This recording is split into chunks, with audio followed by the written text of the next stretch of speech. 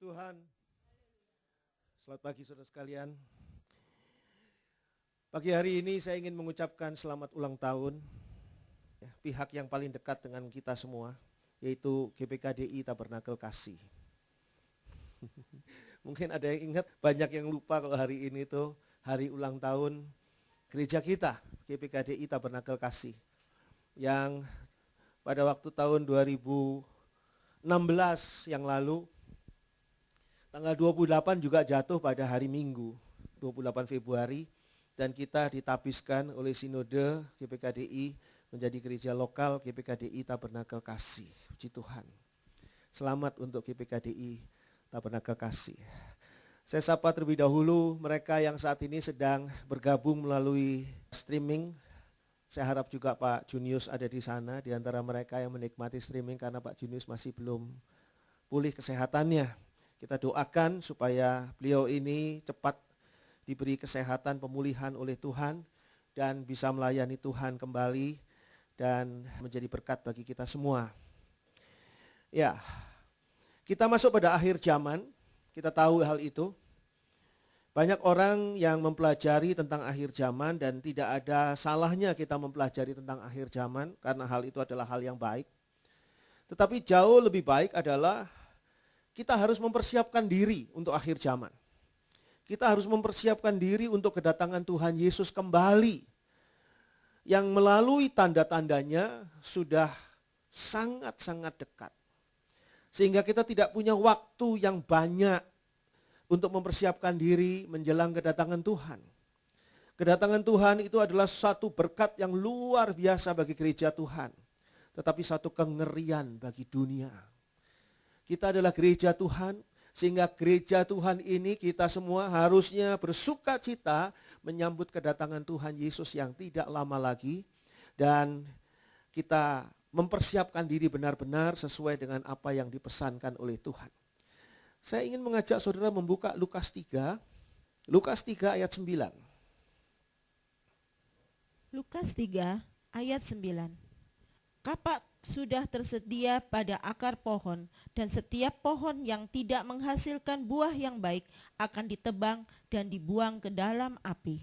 Akhir zaman adalah masa menentukan apakah pohon itu akan ditebang dan dibuang ke dalam api karena tidak berbuah yang baik, atau akan dipelihara karena berbuah yang baik.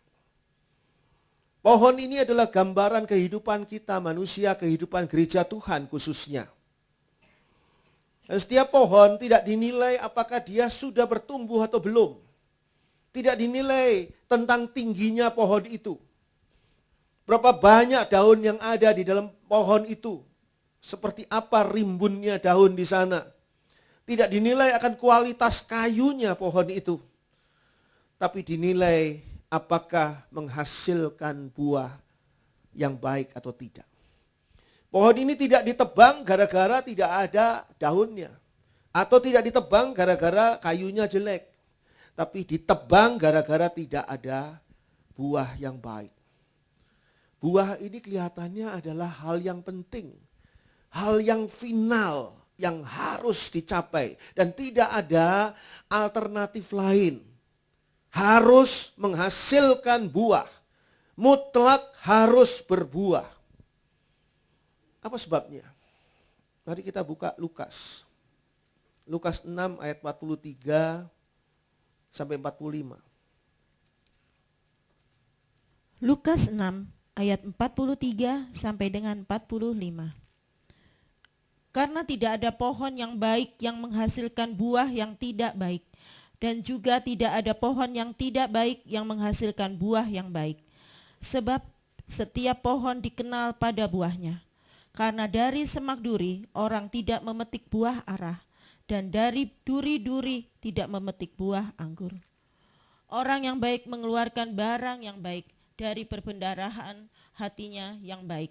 Dan orang yang jahat mengeluarkan barang yang jahat dari perbendaharaannya yang jahat. Karena yang diucapkan mulutnya meluap dari hatinya. Mengapa buahnya yang penting? Karena dikatakan di sini dari buahnya akan dikenali pohonnya. Karena tidak ada pohon yang baik, ayat 43, yang menghasilkan buah yang tidak baik. Dan juga tidak ada pohon yang tidak baik yang menghasilkan buah yang baik. Itu sebabnya kualitas pohon ini dinilai dari buahnya. Apakah buahnya baik atau tidak baik. Saya rasanya sudah pernah berkali-kali menceritakan kisah ini di mana ada sebuah pohon nangka di rumah saya yang saya jaga dan pelihara. Meskipun pohon nangka itu sudah tua. Dan pohon nangka itu pohon yang sudah ada di tanah itu sebelum bangunan rumah saya dibangun. Tapi ketika ada sebuah tembok yang harus lurus menabrak pohon nangka itu, sehingga pohon nangka itu harusnya ditebang, karena tembok itu harus dibangun di sana, temboknya saya ganti desainnya jadi miring. Sebab apa? Sebab pohon nangkanya mau dipertahankan. Apakah bentuknya indah pohon nangka itu? Tidak. Bentuknya itu seperti wajah dengan penuh jerawat yang sudah besar-besar begitu. Apakah karena daunnya rimbun? Tidak juga. Apakah karena pohon nangka itu tinggi? Tidak juga. Tapi karena pohon nangka itu buah nangkanya manis sekali. Buah nangkanya istimewa. Di Bandung ini jarang ada nangka yang manis. Nangka ada yang cantik bentuknya di pasar-pasar, di toko-toko, supermarket. Tapi rasanya enggak manis. Kalau nangka, pohon nangka ini manis. Ya sayangnya dia tidak sering berbuah. Tapi cukup menjanjikan sampai pada hari ini. Dan buahnya itu saudara tahu tingginya hanya kurang lebih 1 meter dari tanah. Jadi enggak naik-naik tinggi gitu di bawah. Jadi rendah-rendah. Kalau lagi berbuah luar biasa. Dinilai dari apanya? Dari buahnya. Tidak mungkin pohon yang baik itu menghasilkan buah yang buruk. Buah itulah yang menunjukkan akan kualitas. Sehingga dikatakan di sini, sebab setiap pohon, ayat 44, dikenal pada buahnya. Karena dari semak duri orang tidak memetik buah ara. Dan dari duri-duri tidak memetik buah anggur. Ini adalah satu hal yang perlu kita perhatikan. Karena hal ini penting. Urusannya nanti ditebang. Kalau tidak berbuah. Dari buahnya itu akan dikenali betul siapa pribadi orang itu. Dia boleh saja menjadi seorang hamba Tuhan yang tenar. Boleh menjadi seorang pengkhotbah yang luar biasa. Boleh jadi dia adalah seorang pemimpin pujian yang dahsyat. Dia pemain musik yang luar biasa. Dia pelayan Tuhan yang luar biasa. Tapi dari buahnya bisa dilihat akan kualitas pribadinya. Apakah dia sungguh-sungguh seorang hamba Tuhan? Apakah dia sungguh-sungguh seorang pelayan Tuhan? Apakah dia sungguh-sungguh seorang murid Tuhan? Kalau kita tidak mengingat hal ini, bahwa ada buah yang bisa dikenali, sehingga orang bisa menilai kita, mungkin orang hanya berpenampilan saja. Seperti banyak orang ahli Taurat itu yang penampilannya luar biasa. Para imam-imam zaman dahulu di bait Allah, penampilannya luar biasa. Tapi Tuhan menyamakan mereka semua itu dengan kubur yang dilabur putih di luarnya, tapi kotor di dalamnya. Jadi kalau kita lihat di sini bukan penampilan itu yang penting.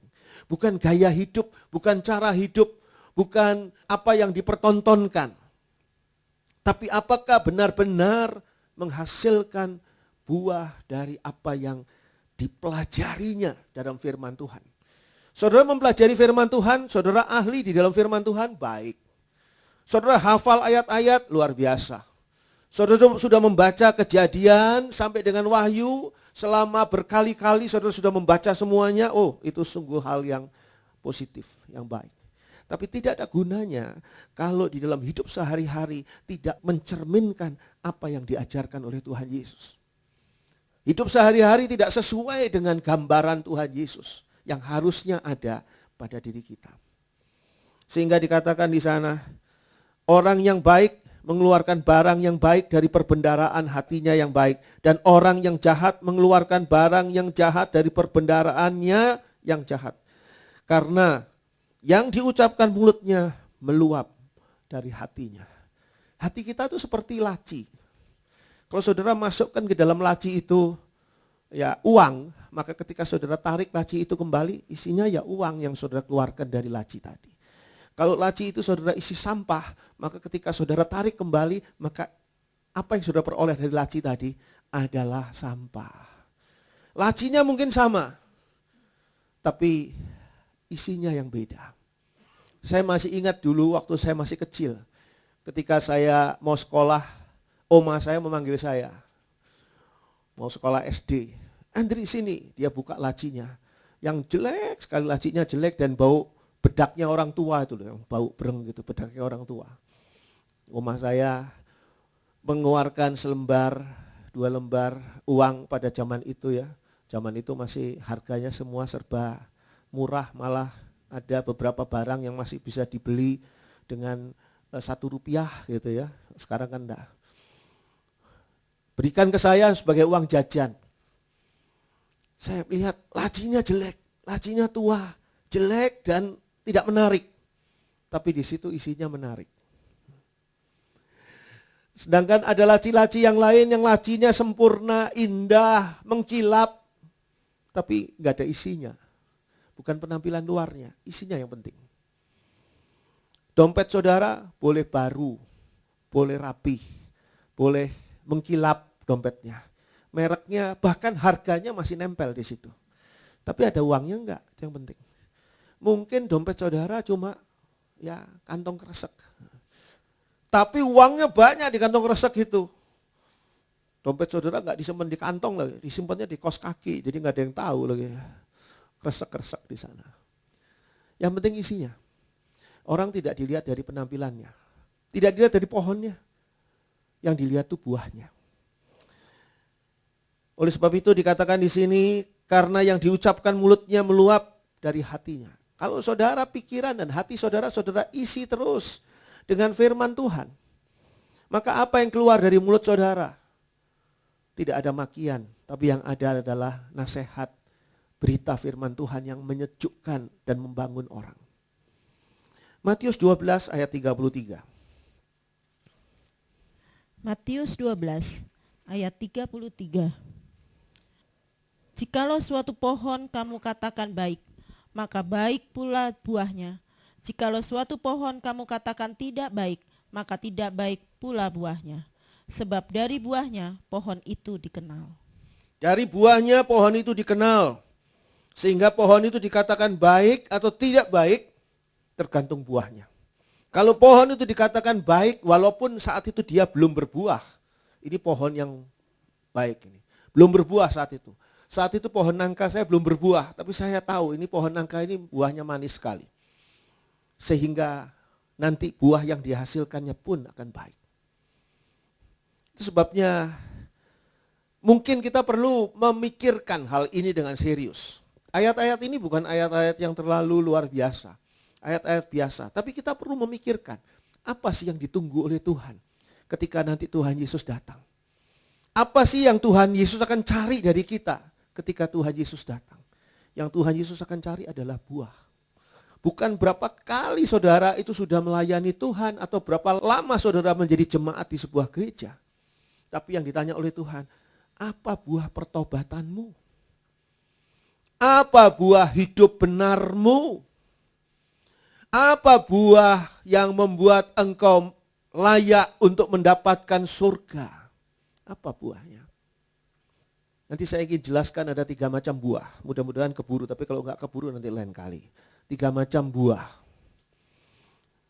Yaitu kalau kita bicara tabernakel, buah di halaman.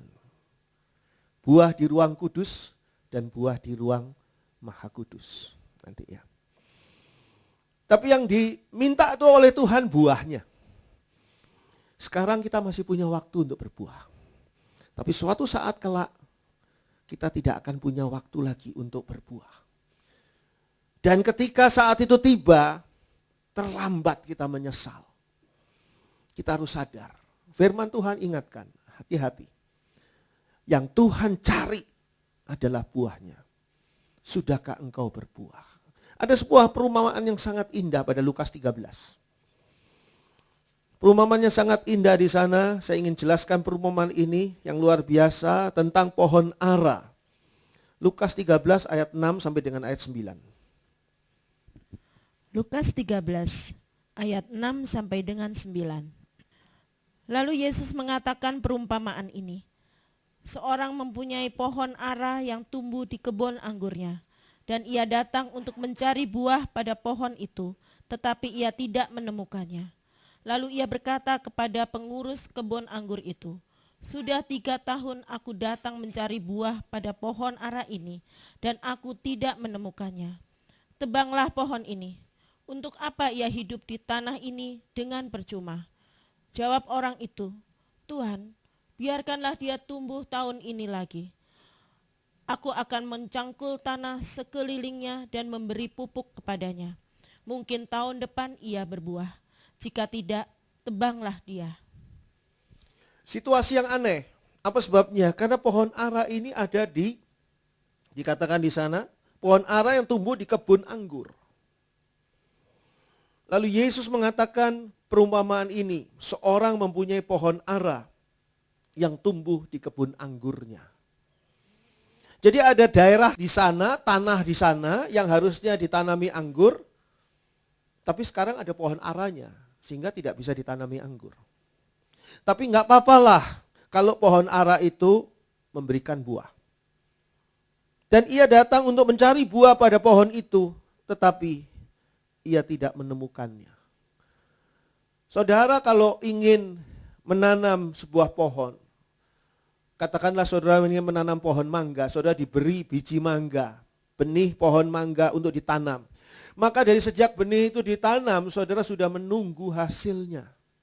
Sampai pohon itu bertumbuh dan cukup umurnya untuk berbuah. Dan saudara tunggu buahnya. Kalau seandainya tidak ada buahnya, maka saudara kecewa betul. Ini pohon ini sudah memberikan pengharapan palsu, mem-PHP saya ini. Memberi PHP saya bukan cuma mantan saya kemarin, tapi PHP saya ini adalah pohon ini. Saya nunggu-nunggu gak ada buahnya. Apalagi ini sudah memakan lahan kebun anggur. Kenapa gak ditebang aja dan ditanami anggur? Jadi tebang saja sudah. Lalu ia berkata kepada pengurus kebun anggur itu, "Sudah 3 tahun aku datang mencari buah pada pohon ara ini dan aku tidak menemukannya." 3 tahun ditunggu. Waktu yang lama. Kalau saudara berpikir 3 tahun adalah waktu yang sebentar, coba saudara permisi nginep di penjara. Nanti saudara tahu 3 tahun itu waktu yang lama. Kalau lagi jalan-jalan di mall 3 tahun mah sebentar mungkin ya. Tapi kalau di penjara saudara tahu 3 tahun itu waktu yang lama. 3 tahun mencari buah pada pohon ara ini, aku tidak menemukannya. Tebanglah pohon ini. Untuk apa ia hidup di tanah ini? Dengan percuma, dengan sia-sia, dengan tidak ada gunanya. Waduh, kata-kata yang sangat keras. Pertanyaannya, apakah saudara berguna tidak menjadi Kristen? Oh iya, saya diselamatkan betul, buat saudara mungkin berguna. Tapi buat Tuhan saudara berguna enggak? Sudah 3 tahun aku menunggu buahnya, tapi tidak ada juga. Lalu pemilik kebun anggur itu, pemilik kebun anggur ini adalah gambaran Tuhan. Dan pohon ara itu adalah gambaran kita. Tebanglah pohon ini. Kadang-kadang kita berpikir dari sisi kita terus. Saya ini beruntung bisa menjadi Kristen karena saya diselamatkan oleh Tuhan Yesus Kristus. Tapi pertanyaannya, apakah ada buah yang bisa dipetik oleh Tuhan saya dari hidup saya? Kebun anggur ini menggambarkan kesempatan. Kesempatan yang sebetulnya tidak ada bagi pohon ara. Karena apa? Karena itu kebun anggur. Tapi sekarang di tempat kebun anggur itu diberi kesempatan pohon ara ini bertumbuh. Bertumbuhnya cukup lama. Lama bertumbuhnya. Baru 3 tahun terakhir ini ditunggu buahnya. Tapi bertumbuhnya lama, bertahun-tahun. Mungkin di atas 15 tahun untuk sebuah pohon ara loh. Untuk sampai matang boleh berbuah. Jadi kalau kita lihat di sini, ini kesempatan. Harusnya itu pohon anggur di situ. Ada kesempatan. Kebun anggur ini menggambarkan kesempatan yang diberikan kepada pohon ara untuk berbuah. Saya kadang-kadang berpikir begini ketika pengajaran tentang buah ini ya. Buah apa sih yang Tuhan harapkan? Sangat mudah sebetulnya kalau kita pikirkan. Pohon ara, apa yang saudara harapkan dari pohon ara? Apa yang Tuhan harapkan dari buah pohon ara? Ya buahnya pohon ara. Kira-kira buah pohon ara seperti apa? Ya buah pohon ara adalah buah pohon ara. Tidak mungkin pohon ara itu berbuah mangga. Jadi yang disebut buah itu sesuai dengan cikal bakalnya. Kalau pohon ara ini berbuahkan ara, atau pohon mangga ini berbuahkan mangga, maka nantinya biji mangga itu menjadi kelak bisa menjadi pohon mangga yang baru, bisa menjadi pohon ara yang baru. Ketika murid Tuhan Yesus kita semua ini diharapkan buahnya, buah seperti apa? Apakah kita diharapkan menjadi murid yang kaya raya, bisa memberi persembahan yang banyak kepada gereja atau seperti apa? Kalau saudara memberi persembahan adalah hal yang baik, memang gereja membutuhkannya. Tapi bukan itu yang diharapkan. Yang diharapkan kalau saudara adalah seorang murid Tuhan, saudara menghasilkan buah, yaitu murid Tuhan. Gimana caranya? Saudara bisa mencari jiwa, saudara bisa mengajak teman, bisa mengajak keluarga saudara untuk menjadi murid Tuhan. Karena pohon murid Tuhan akan berbuahkan murid Tuhan. Dan murid Tuhan itu nanti kelak berbuahkan murid Tuhan lagi. Dan begitu seterusnya. Nanti ada perumpamaan tentang pokok anggur yang benar. Siapa dia? Yesus. Dan diharapkan buahnya dari dahan-dahannya, ranting-rantingnya. Buah seperti apa? Lah namanya juga pohon anggur. Ya buahnya harusnya buah anggur. Namanya juga Yesus, pohon Yesus. Ya buahnya harus Yesus. Jadi buahnya itu adalah hasil seperti pohonnya. Kalau saudara dan saya ini adalah dicangkokkan atau berada menempel atau bagian dari pohon Yesus, kita ini harusnya menjadi buah Yesus. Orang melihat kita, orang tahu persis ini dari pohon Yesus. Kalau saudara beli anggur di supermarket atau di pasar dimanapun, saudara tahu ini bukan dari pohon pisang ini tumbuhnya. Saudara tidak perlu bertanya, Pak, ke tukang yang jual, ini buah anggur ini tumbuhnya dari pohon pisang ya? Pasti aneh, pasti. Orang ini pasti mau beli anggur tapi nggak punya uang, terus mau minta kayaknya ini. Aneh soalnya. Ya buah anggur ya dari pohon anggur. Tidak perlu diomong dua kali. Apakah sekarang orang melihat kita ini sebagai buah Yesus? Apakah orang mengenali kita? Oh ini buah Yesus ini.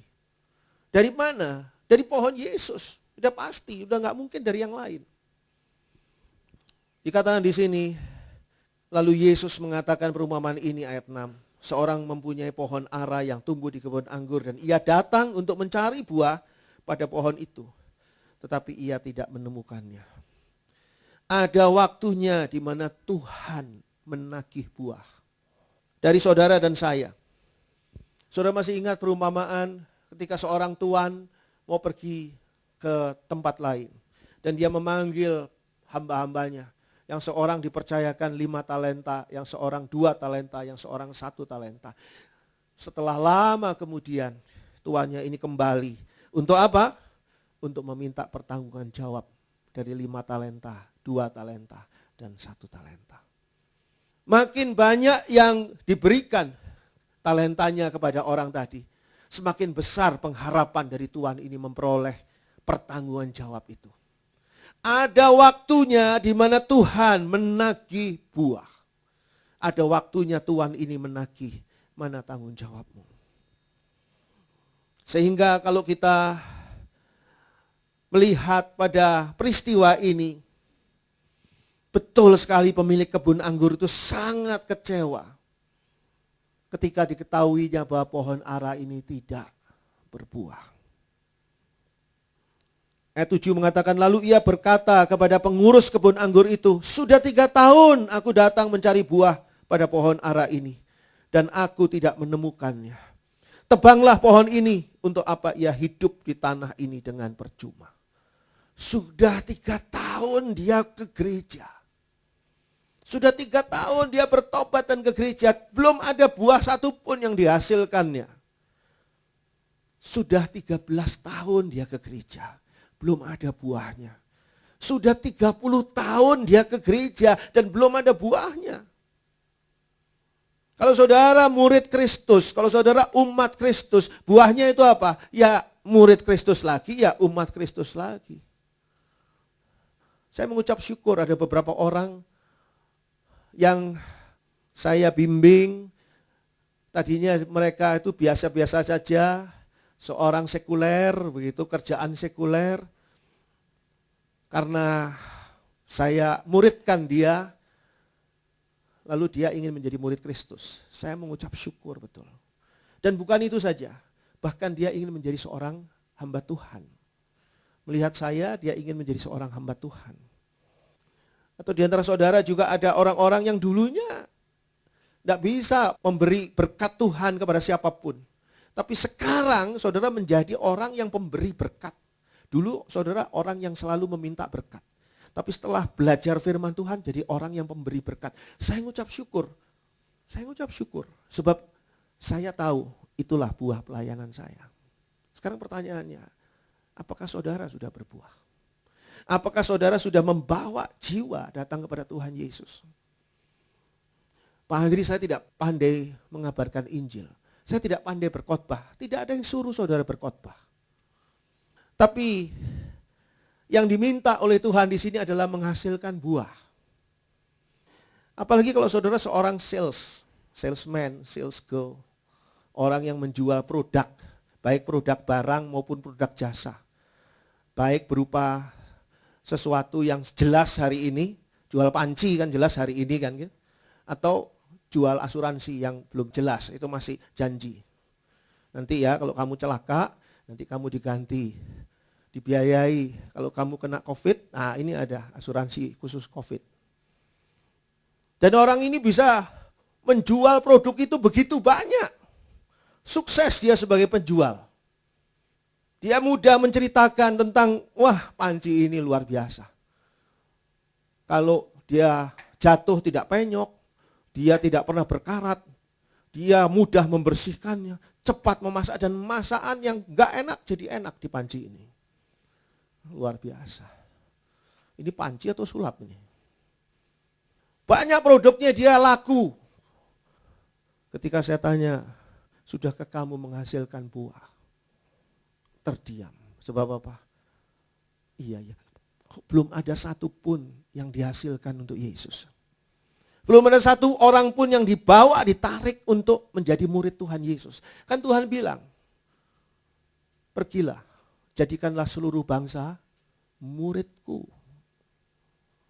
Itu yang Tuhan minta, itu buah yang Tuhan minta. Jadikan seluruh bangsa muridku. Saudara tidak perlu pandai berkhotbah. Tapi saudara bisa memotivasi orang untuk datang kepada Yesus. Melalui apa yang saudara alami, melalui kesaksian saudara, melalui ajakan saudara. Mungkin saudara jemput orang tadi untuk datang ke gereja, atau saudara membagi akan YouTube channel Tabernakel Kasih untuk dibagikan supaya khotbah-khotbahnya didengarkan oleh mereka. Saudara doakan mereka, saudara tanya apakah sudah mendengar firman Tuhan di YouTube channel ini. Lalu bagaimana pendapatnya, atau ada sesuatukah yang ingin ditanyakan, ajak mereka untuk bertemu dengan hamba-hamba Tuhan di sini. Pak Pendeta Dr. Domingus Naat ada, Pak Evangelis Junius ada saya juga, bisa bertanya. Dan memuridkan mereka. Proses pemuridan ini bukan untuk memperbanyak, memperbesar komunitas Kristen, bukan. Bukan untuk mengejar target jumlah orang Kristen, bukan. Tapi untuk memenuhi apa yang Tuhan Yesus perintahkan. Jadikan seluruh bangsa muridku. Ada saatnya Tuhan memberi perintah. Tapi ada saatnya Tuhan nanti menagih. Sudahkah kau jadikan seluruh bangsa muridku? Sudahkah saudara melayani Tuhan supaya pelayanan saudara itu menghasilkan buah? Orang yang tadinya mungkin belum bertobat tapi mendengar saudara bermain musik, mendengar saudara bernyanyi, mendengar saudara memimpin pujian, mereka bertobat, menangis di dalam hatinya. Mungkin saja. Roh Kudus bekerja melalui apa yang saudara katakan kepada teman saudara. Mungkin teman saudara ini teman akrab saudara. Teman baik saudara. Pernahkah saudara kenalkan Tuhan Yesus kepada mereka? Pernah tidak?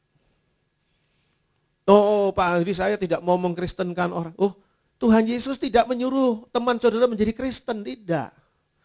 Jadikan mereka itu murid Yesus, tidak jadikan seluruh bangsa orang Kristen. Tidak, Tuhan Yesus sendiri bukan Kristen kok.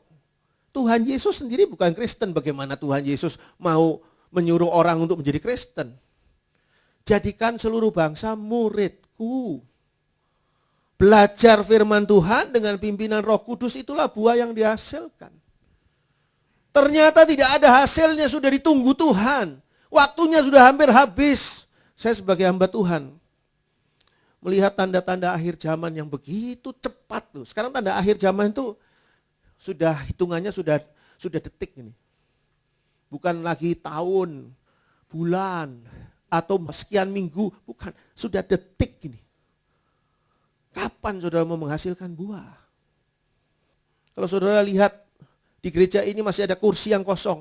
Saudara lihat di situ, itulah, di kursi itulah buah nanti yang aku akan taruh di kursi itu. Yaitu teman saya itu, yaitu saudara saya yang ini, yaitu papa saya, yaitu mama saya, yaitu adik saya, yaitu siapa saya taruh. Saya akan bawa dia duduk di kursi itu. Mulai doa, mulai minta, Tuhan berikan saya kesempatan dan berikan saya kemampuan untuk membawa mereka datang kepada Tuhan Yesus. Waktunya sudah tinggal detik, mau nunggu apa lagi? Akhir zaman ini serius. Saudara dan saya, kita semua sedang berebut ini antara neraka dengan keselamatan. Berapa banyak orang yang kita bisa bawa untuk meraih keselamatan yang datangnya dari Tuhan Yesus? Atau kita biarkan mereka hilang dilanda kehidupan neraka. Ini harus cepat. Lalu dikatakan pada ayat 8, jawab orang itu, jawab pengurus ini. Pengurus kebun anggur ini adalah seorang hamba Tuhan. Pengurus kebun anggur ini adalah gembala. Jawab orang itu, Tuhan, biarkanlah dia tumbuh tahun ini lagi.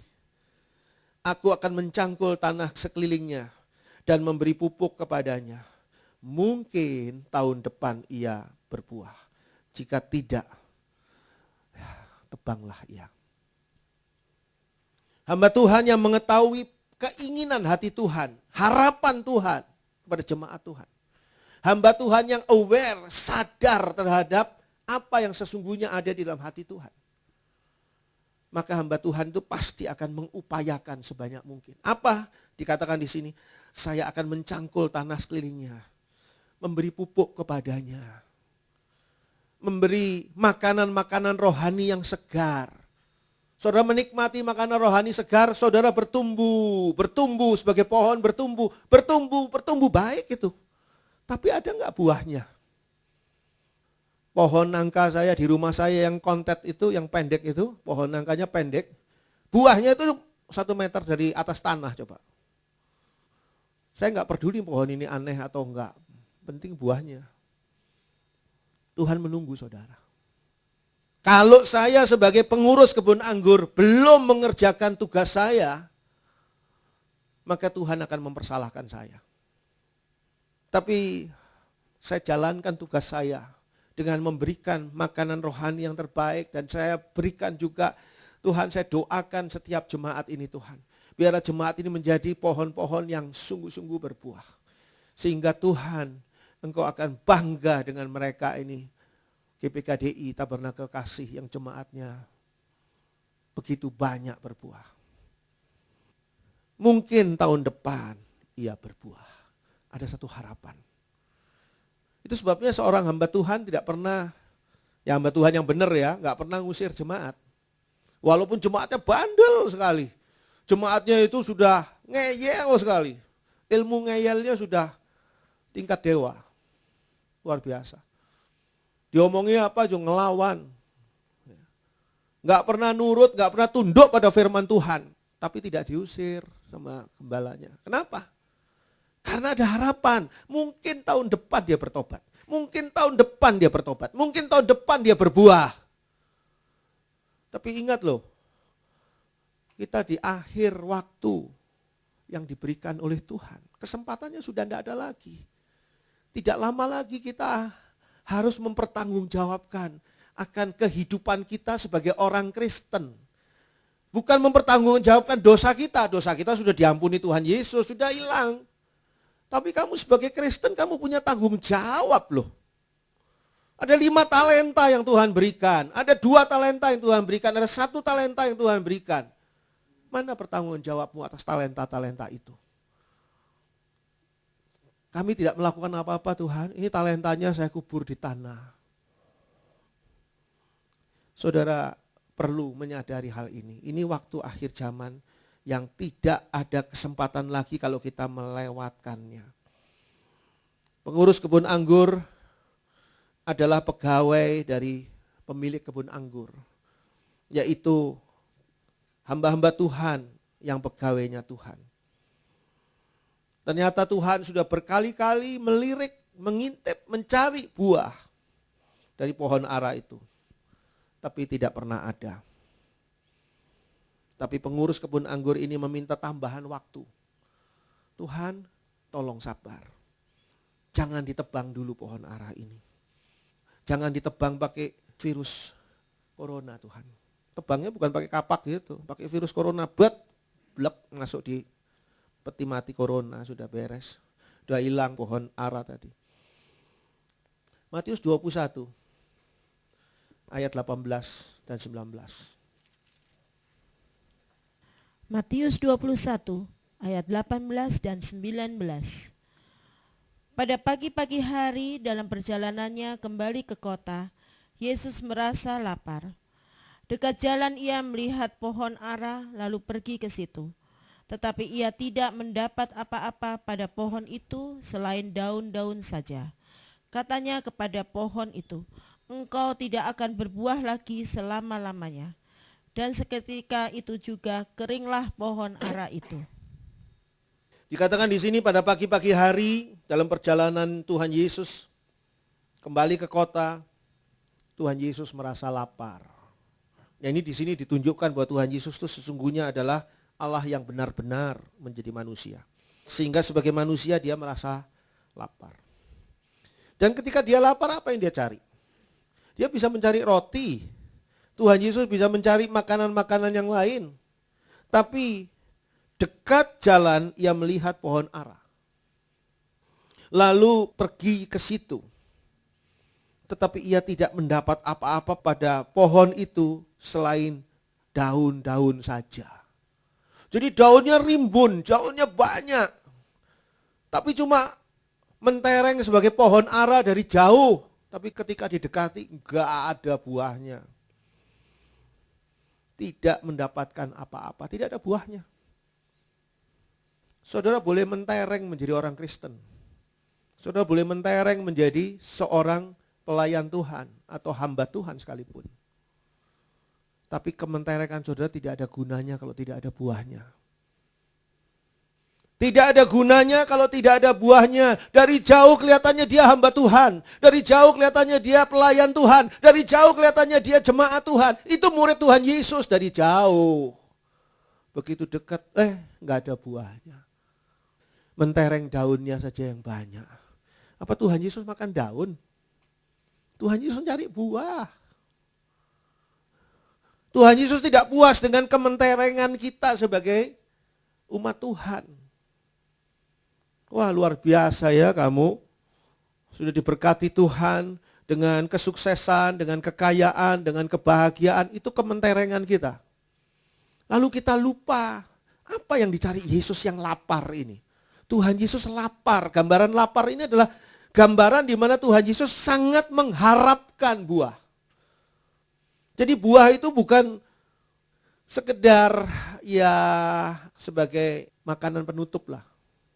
Setelah selesai menu utamanya baru makanan penutupnya buah. Bukan begitu loh. Buah ini makanan utama. Buah ini yang dicari oleh Yesus. Saudara periksa diri saudara sendiri, sudahkah aku menghasilkan buah? Apalagi mereka-mereka yang seringkali memberi kesaksian. Memberi kesaksiannya di mana? Di gereja, yang menguatkan memang ke jemaat, betul. Tapi tidak ada gunanya kalau tidak ada hasilnya kesaksian tadi. Itu kementerengan seorang Kristen. Boleh-boleh saja. Boleh saja, Tuhan juga tidak menyuruh. Kenapa ya pohon ara ini kok banyak daunnya, enggak ada buahnya. Kenapa enggak pohon ara ini gundul saja, tapi buahnya banyak? Enggak juga, Tuhan Yesus enggak mengharapkan pohon ara yang gundul, enggak. Biarin mentereng pohonnya, tapi buahnya ada dong. Iya kan? Iyalah, iya dong. Dan senyum-senyum itu kayaknya pernah nonton di mana itu ya, adegan kita. Ya, dikatakan di sini Tuhan Yesus tidak menemukan buahnya. Lalu apa?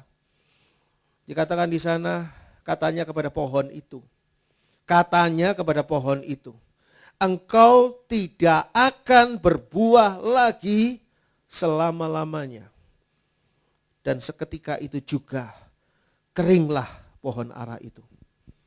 Pelajaran apa yang kita terima dari sini? Mereka yang tidak mau berbuah, maka selamanya tidak akan pernah berbuah. Dan akan menjadi kering. Kerohaniannya akan tiba-tiba menjadi kering. Tadinya pohon ara yang segar. Pohon ara yang mentereng. Sekarang pohon ara yang kering, yang layu. Siap untuk ditebang. Buah itu dicari, buah itu diharapkan, buah itu disukai oleh Tuhan Yesus. Spesial Tuhan Yesus mencari, spesial Tuhan Yesus mengharapkan, spesial Tuhan Yesus menyukai buah itu. Bagaimana caranya supaya kita bisa berbuah? Matius 13 ayat 3 dan 23. Matius 13 ayat 3 dan ayat 23. Matius 13 ayat 3 dan ayat 23. Dan ia mengucapkan banyak hal dalam perumpamaan kepada mereka. Katanya, adalah seorang penabur keluar untuk menabur. Yang ditaburkan di tanah yang baik ialah orang yang mendengar firman itu dan mengerti. Dan karena itu ia berbuah. Ada yang 100 kali lipat, ada yang 60 kali lipat, ada yang 30 kali lipat. Bagaimana caranya supaya kita berbuah? Pertama adalah firman Tuhan yang membuatnya berbuah. Orang yang tidak mendengarkan firman Tuhan, yang tidak mengerti firman Tuhan, mustahil dia bisa berbuah. Karena firman Tuhan itu dikatakan di sini pada ayat 3 adalah seorang penabur keluar untuk menabur. Firman Tuhan itu seperti benih yang ditaburkan. Dan menghasilkan buah pada orang tadi. Pada ayat 23 dikatakan di sana. Yang ditaburkan di tanah yang baik ialah orang yang mendengar firman itu dan mengerti. Mendengar dan mengerti. Percuma saudara mendengar firman Tuhan kalau saudara tidak mengerti firman Tuhan. Dan karena itu ia berbuah, karena itu ia berbuah. Ada yang 100 kali lipat, ada yang 60 kali lipat, ada yang 30 kali lipat. Tidak dipersoalkan berapa banyak buahnya. Boleh 100, boleh 60, boleh 30. Tidak dipersoalkan berapa banyak jiwa yang saudara sudah bawa, dimenangkan bagi Kristus. Tidak dipersoalkan. Satu pun cukup, asalkan saudara sudah berbuah. Kalau selama ini saudara tidak pernah melakukan hal itu, masih ada waktu. Karena dikatakan, Tuhan 1 tahun lagi pengurus kebun anggur ini akan terus memberi pupuk, mencangkuli tanahnya, memberi benih-benih yang baik, memberikan segala apa yang dibutuhkan supaya berbuah. Banyaknya buah tidak menjadi hal utama dalam penilaian. Yang penting adalah berbuah. Tapi kalau hidupnya tidak berpedoman pada firman Tuhan, sulit untuk berbuah. Bagaimana bisa berbuah kalau dia dalam hidupnya sehari-hari penuh dengan angkara murka, gampang marah. Dia menjadi orang yang durjana. Hati-hati. Saudara kembarnya dari durjana adalah durhaka. Menjadi anak yang durhaka kepada orang tuanya. Bagaimana dia bisa memberikan buah yang baik? Boleh jadi anak itu pandai, boleh jadi anak itu luar biasa, boleh jadi anak itu berprestasi, boleh jadi anak itu dipuji-puji orang, tapi dia tidak akan menghasilkan buah bagi Kristus. Sebab dia durhaka kepada orang tuanya. Habis papa saya begitu, om. Habis mama saya begitu, om. Papa mamamu begitu tuh bukan urusanmu. Itu urusan Tuhan. Tidak usah kamu jadi Tuhan buat mereka. Kenapa jadi kamu yang menghakimi mereka? Seringkali apa yang kita lakukan di dalam hidup kita sehari-hari menghalangi kita untuk berbuah. Bagaimana kita bisa mengajak orang untuk datang kepada Tuhan Yesus kalau mereka tidak tahu apa sih Tuhan Yesus dan apa gunanya Tuhan Yesus. Hidupmu juga tidak berubah, mau ngajari Tuhan Yesus pada saya. Saya dan kamu sama-sama brengsek, kamu tetap brengsek dan saya juga brengsek, tetap sama. Buat apa kamu ngajari saya tentang Tuhan Yesus? Kadang-kadang malah melalui tingkah laku kita nama Tuhan dihujat. Itu orang Kristen kok seperti itu ya ternyata. Orang Kristen ternyata kalau ribut sama istrinya, nempelengi istrinya, caci makinya sampai ke Pak RT yang rumahnya 10 rumah dari dia. Suaranya. Maki-makinya dari semua ya binatang yang ada di kebun binatang itu kurang komplit. Lebih komplit maki-makinya dia.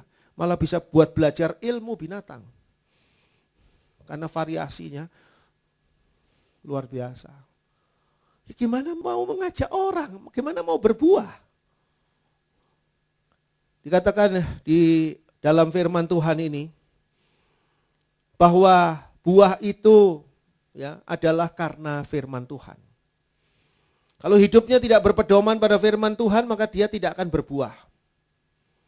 Karena apa? Ada tekanan kehidupan. Ada pengaruh kuasa kegelapan. Dikatakan pada ayat 22. Yang ditaburkan di tengah semak duri ialah orang yang mendengar firman itu, mendengar. Dia ke gereja mungkin, dia ikut live streaming, dia dengarkan rekaman YouTube. Mendengar firman itu, lalu kekhawatiran dunia ini dan tipu daya kekayaan menghimpit firman itu sehingga tidak berbuah. Dapat firman Tuhan, ngerti firman Tuhan. Mendapatkan firman Tuhan, tetapi apa? Tipu daya dunia ini. Tipu daya dunia ini banyak, persoalan di dunia ini begitu banyak. Yang membuat khawatir, yang membuat dia takut, yang membuat dia panik. Katanya punya Yesus, tapi kok paniknya luar biasa. Malah ketika orang Kristen ini panik, ditenangkan oleh orang yang bukan Kristen. Orang yang bukan Kristen bilang, sudah, kita menyerah saja kepada yang di atas. Yang di atas ini padahal nggak tahu siapa ini di atas ini. Malah orang Kristen ini ditenangkan. Dulu saya ada bergereja di satu tempat dan gembalanya itu setiap kali punya masalah besar. Gembalanya ke gereja itu. Dan gembala ini setiap kali datang ke saya, selalu saya bilang pada istri saya, wah ini gembala ini datang pasti punya masalah. Saya jemaat loh padahal. Ya benar, gembala ini punya masalah. Terus gimana saya bisa mendengarkan firman Tuhan yang disampaikannya? Firman Tuhan sampaikannya Tuhan itu jawaban, Tuhan Yesus jalan keluar. Tapi ketika dia punya masalah, dia seperti orang gak punya Tuhan Yesus. Jadi ini adalah hal yang seringkali menghalangi kita berbuah. Coba bandingkan dengan Mazmur 1 ayat 1-3. Mazmur 1 ayat 1-3. Berbahagialah orang yang tidak berjalan menurut nasihat orang fasik, yang tidak berdiri di jalan orang berdosa, dan yang tidak duduk dalam kumpulan pencemooh. Tetapi yang kesukaannya ialah Taurat Tuhan, dan yang merenungkan Taurat itu siang dan malam. Ia seperti pohon yang ditanam di tepi aliran air, yang menghasilkan buahnya pada musimnya, dan yang tidak layu daunnya.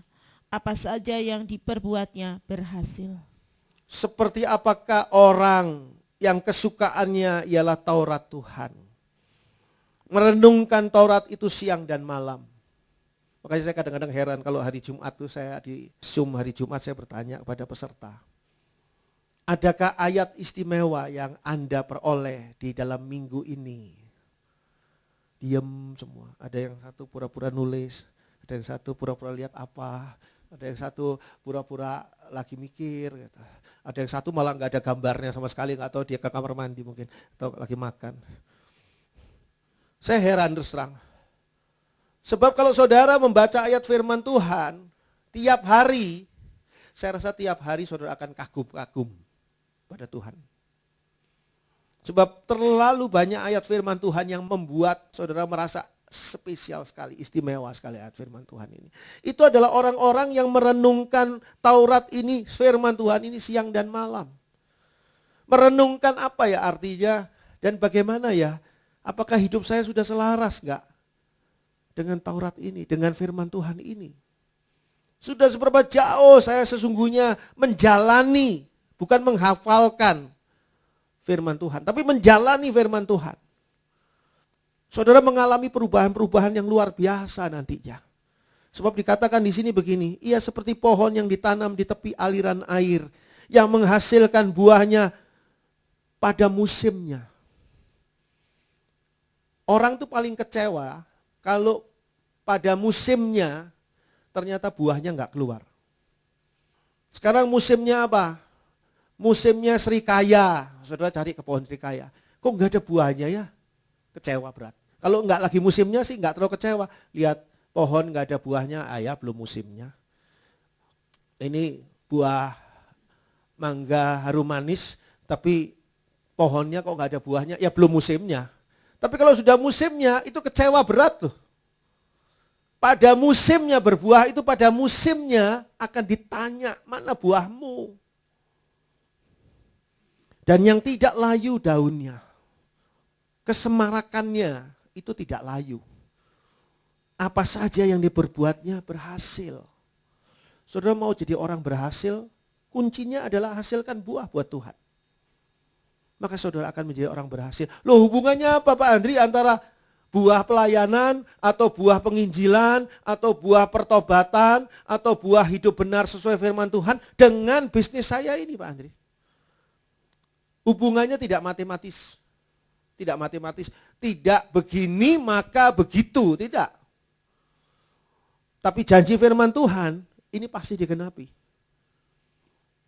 Kalau saudara dan saya seperti pohon yang ditanam di tepi aliran air, maka kita akan menghasilkan buah pada musimnya. Kita harus penuh dengan buah kebenaran. Kebenaran firman Tuhan. Kalau kitanya tidak benar, bagaimana kita bisa menghasilkan buah yang benar?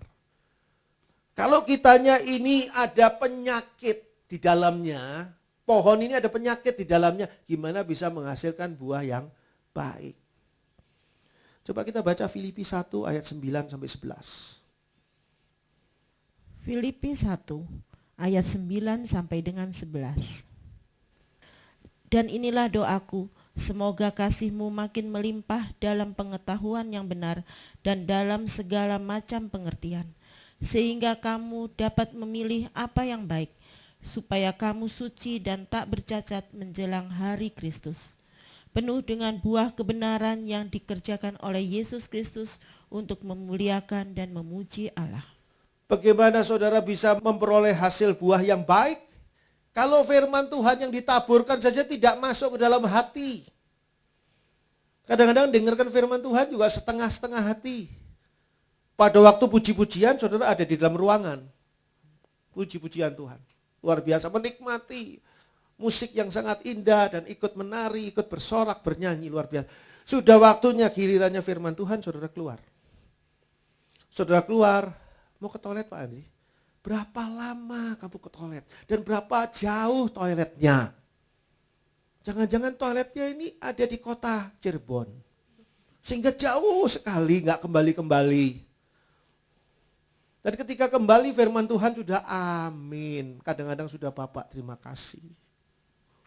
Sekarang diperjelek lagi dengan live streaming dan YouTube. Lebih setengah hati lagi orang dengarkan firman Tuhan. Pak Andri, jangan seuzon Pak Andri. Oh, itu bukan bahasa kita ya. Jangan menuduh yang enggak-enggak. Lu enggak menuduh, saudara, koreksi sendiri aja. Orang kalau lewat Zoom aja kadang-kadang tidak seperti orang sedang berbicara dengan orang banyak. Leye-leye, apalagi live streaming. Boro-boro didengerin. Bisa ditinggal di tengah jalan. Bisa di skip, akhirnya cuma doa berkat aja yang diterima. Di sini dikatakan pada Filipi 1 ayat 9-11 mengatakan begini, dan inilah doaku, kata Rasul Paulus. Semoga kasihmu makin melimpah dalam pengetahuan yang benar dan dalam segala macam pengertian. Bagaimana dalam pengetahuan yang benar dan pengertian yang benar kalau tidak pernah dengarkan firman Tuhan dan tidak pernah hidup di dalam firman Tuhan itu? Bagaimana bisa melimpah kasihnya? Sehingga kamu dapat memilih apa yang baik supaya kamu suci dan tak bercacat menjelang hari Kristus. Ingat, Rasul Paulus mengingatkan, menjelang hari Kristus syaratnya adalah kita tidak boleh bercacat. Apa tidak boleh bercacat? Suci. Di ayat yang lain dikatakan kita harus menjadi kudus. Kuduslah kamu karena aku ini kudus, kata Tuhan. Saudara mau menantikan Tuhan Yesus, jangan panik dan repot dengan segala sesuatu yang dikhawatirkan oleh dunia. Kita tuh harus memeriksa, apakah saya hidupnya suci? Apakah saya hidupnya kudus? Suci itu artinya bersih. Kudus itu artinya dikhususkan untuk Allah. Apakah kita sudah melakukan itu atau belum? Lalu pertanyaannya, apakah saya sudah berbuah? Atau belum? Penuh dengan buah kebenaran yang dikerjakan oleh Yesus Kristus untuk memuliakan dan memuji Allah. Tuhan Yesus mengerjakan buah itu. Sekarang walaupun kita menanam biji mangga dan nanti tumbuh pohon mangga dan nanti mengeluarkan buah mangga, apa yang kita lakukan? Tidak ada selain menunggu, selain mengurus supaya diberi pupuk lah, supaya semuanya serba sehat. Tapi yang menumbuhkan ini siapa? Yang menghasilkan buah siapa? Tuhan. Bagaimana kita bisa menghasilkan buah kalau Tuhan tidak diperkenankan untuk mengubah hidup kita? Mengubah akan kehidupan kita. Tidak ada seorang pun yang baik. Tidak ada seorang pun yang benar. Kita perlu diubahkan oleh Tuhan supaya menjadi orang yang benar, supaya menjadi orang yang baik, supaya menjadi orang yang berbuah baik. Kalau pohon itu baik, maka buahnya pun akan baik. Saudara dengan sendirinya tidak akan memilih teman-teman yang akan membawa saudara ke tempat yang tidak baik. Tapi saudara akan justru membawa teman-teman saudara untuk menjadi orang baik kalau saudara adalah orang yang baik. Baik atau tidak baik itu bukan versi manusia, tapi versi Allah, yaitu versi firman Tuhan. Jadilah pohon yang ditanam di tepi sungai. Puji Tuhan, amin.